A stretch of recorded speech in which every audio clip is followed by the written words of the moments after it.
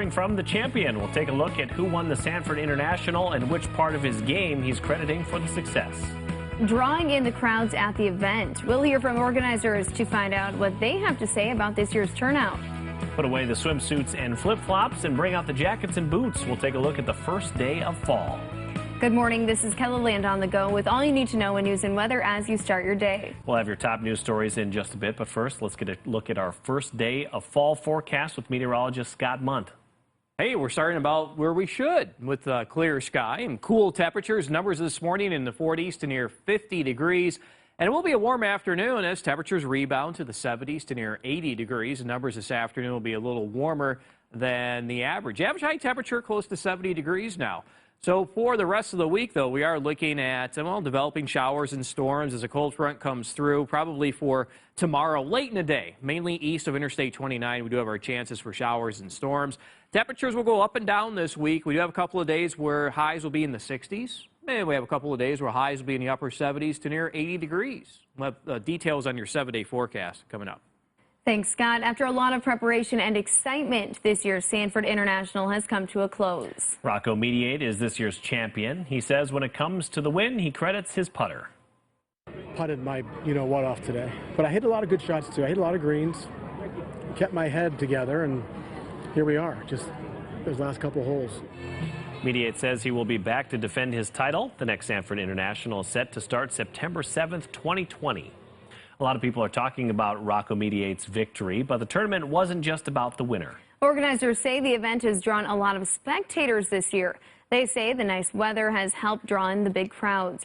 And that's why when the numbers are all added up, organizers expect a larger turnout than what we saw at last year's tournament. The crowds have been fantastic. The Sioux Falls region has just embraced this tournament in such a profound way that gets us really excited. Organizers say they have big plans for the next tournament. Next year's event is scheduled to start September 7th, 2020. It's been a busy couple of days at the Sanford International, not just for the players and fans, but for people working the event. And that includes the people running the big scoreboard. Workers say it takes a lot of work to update the big board. There's a training session volunteers have to go to before the tournament, but organizers say it's an important job at the Sanford International. The monster board, which is the one that you can see behind us, is the most difficult because we have people moving up and down in terms of their position in the tournament. So we have to wait a while before we put anyone up there because once they get up there, it's very difficult to then start taking names down. And then, of course, we have to track their score all the way across throughout the 18 holes they play. Mendelson says this year they got a brand new board that makes it easier to update the leaderboard. When a lot of people think of golfing, they might think of green grass and blue skies, but the season for golfing weather is coming to an end. Today is the first day of fall. The autumnal equinox began this morning at 4:50 a.m. Central Time. This is the midpoint between the longest and shortest days of the year. Even though fall is here, it still may feel summer-like for a little longer. According to the National Oceanic and Atmospheric Administration, much of the U.S. will have warmer than normal temperatures for part of the fall. Brian?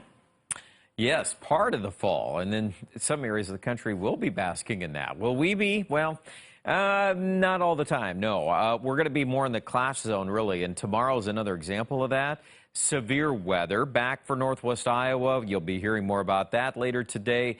Again, that's for a Tuesday, late afternoon, Tuesday night event there. Here's a look at our weather forecast today. Future scan is pretty blank there. The little south breeze, not bad at all. Feature comes into the west, a cold front. This will be the front that eventually will spark those storms in northwest Iowa, southwest Minnesota.